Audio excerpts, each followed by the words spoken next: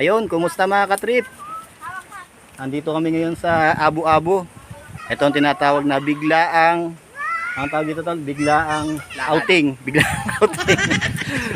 Wala kaming dalang gamit, may pinuntahan lang kami pero napagdesisyon na namin bandang huli na dumiretso na dito. Ito, kasama ko Utol Maki. May nakita kami magandang pwesto dito, malapit na, ayan, malapit sa paliguan ng mga bata. Tapos dito banda mayroong lutuan. Kaso nga lang, ang napansin ko medyo marami siyang kalat. Kaya ito, Utol Maki, nag-ano muna kami, nag-ipon muna kami ng mga basura. Please sa mga ano natin, mga kababayan ko ditong taga Bataan, yung mga nagpupunta dito, baka naman pwede na kapag nagpunta kayo sa ganitong lugar at may mga dala kayong pwedeng maging kalat, baka pwede po nating dalhin pauwi kasi sayang po, maganda yung lugar. Kaso nga lang medyo nasisira siya dahil sa mga basura. Ayun lang po, ito. Ayun, kasama pala namin Utol Marbs. Utol Marbs. Yo. Ayan. Nagpapaano siya ng apoy para magluluto kami. Bali bumili kami ng isaw ng manok tsaka manok. Ititinola namin tsaka i-adobo namin. Ayan. Ito. Ayan, kanina yung mga yan. Ito, sige mga katrip, balingan ko kayo mamaya. Yung mga bata kasama din namin. Ayan. Ayan, si Mrs. Tsaka si Mrs. ni Utol Marbs, tsaka yung mga bata. Ayan, anak ni Utol Maki. Kasama rin namin. Ayan mga katrip, maya-maya ulit ng konti. Magre-ready muna kami ng pagkain kasi hapon na. Baka nagugutom na yung mga bata. Kita-kita tayo mamaya.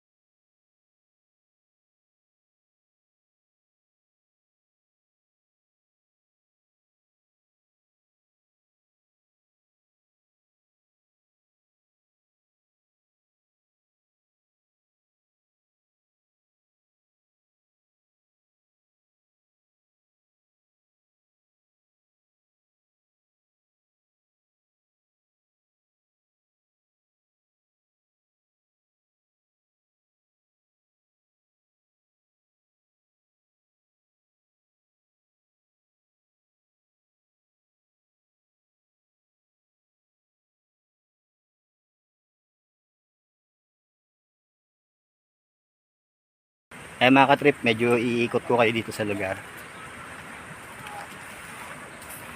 Kung naaalala nyo nung yung last na vlog ko, nagpunta na kami dito nung wala akong nahuli.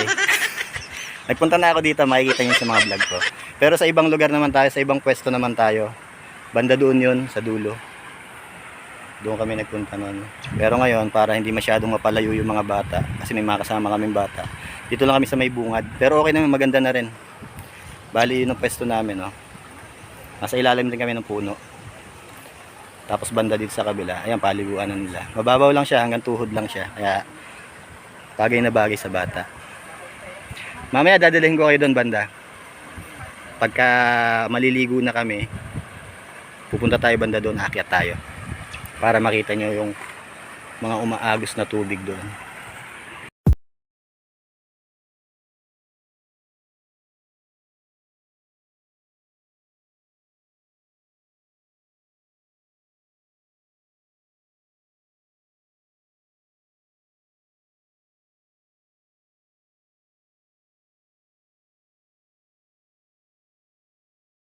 Nagsalang na rin kami ng yung isaw na nakatusok sa stick. Ano ang tawag doon? Barbecue ba yan? Sinabay na namin dito sa tinolang manok para mabilis ang luto na. Yan, si Utol Maki nag-i-improvise siya ng pang pahid ng sauce. Ito ang pahid nito. A few moments later. Ayun mga katrip, ito luto na ang ating tinolang manok. Yan, barbecue yung isaw, yung kanin, dahon ng saging. Kainan na sila. Mga bata namin kasama. Tapos dito banda, yan, may nakasalang na. May nakasalang ng ito, pampulutan na to. Mga na. Tapos ito banda, meron tayo ditong pampakalma habang nag-iihaw. Ayan, ayan ang masarap dyan. Tol Marbs, Tol Maki. Roll.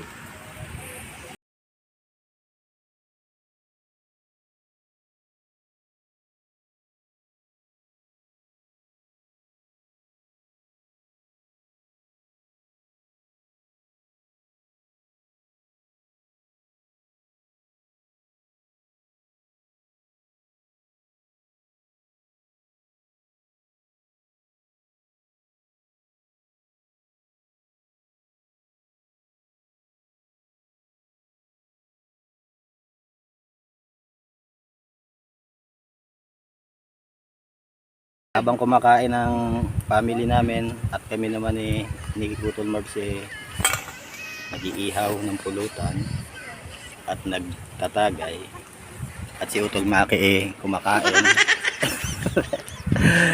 Magsha-shoutout ako. Ito shoutout sa anak ko. Pasensya ka na anak, hindi kita na shoutout nung last, nakalimutan ko. Yung anak kong bumbero. Proud ako sa iyo anak. Ingat lang palagi ha. Mag-aral mabuti, mahal na mahal kita. MBRP MBRP Fire and Rescue Volunteer.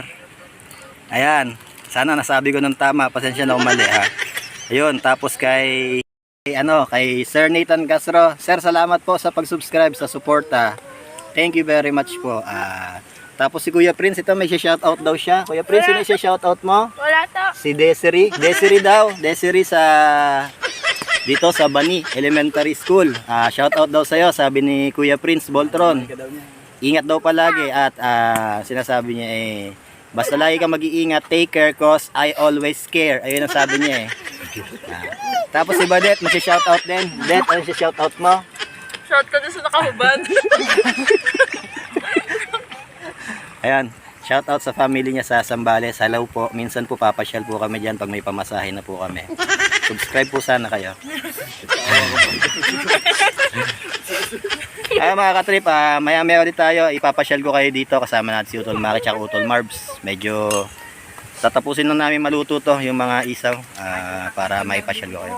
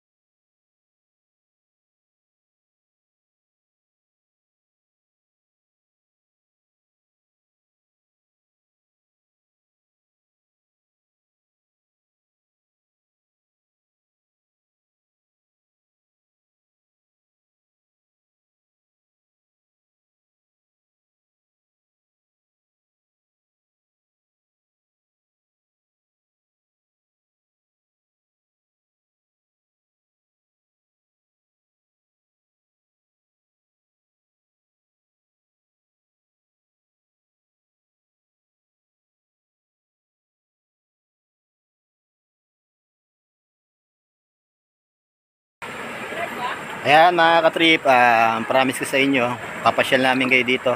Ito sa ilog na to. Didiretsuhin namin kasi minsan may malalim eh. Ayan oh, yung nilusong ko ngayon hanggang bewang. Ayan, pupuntaan natin yan. Baka dyan na rin kami maligo.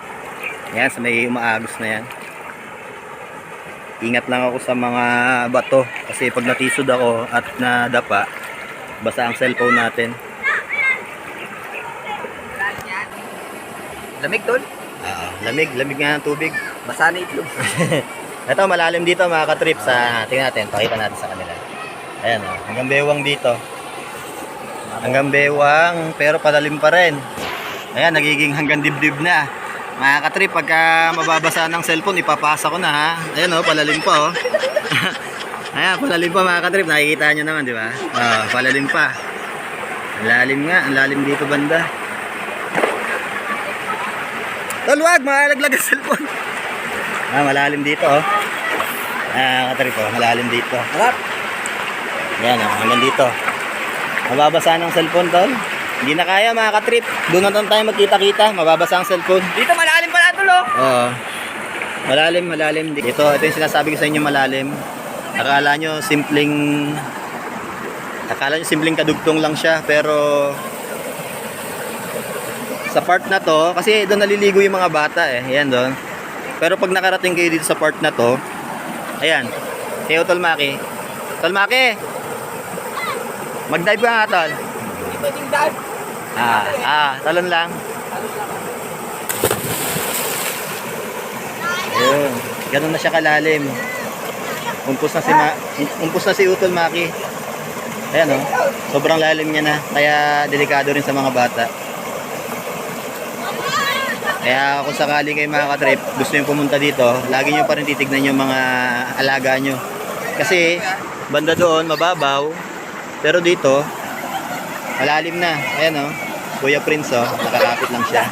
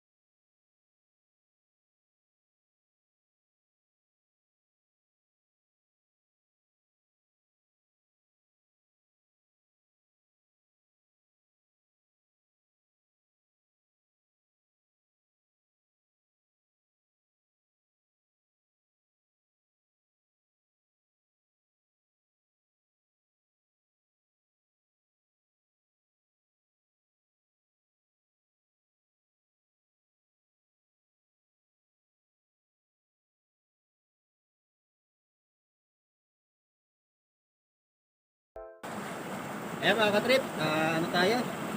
Walang gamit. Ang hirap. Sa susunod, babalikan natin to. Magdadala tayo ng mga gamit. Ang daming hipon ngayon. One eternity later.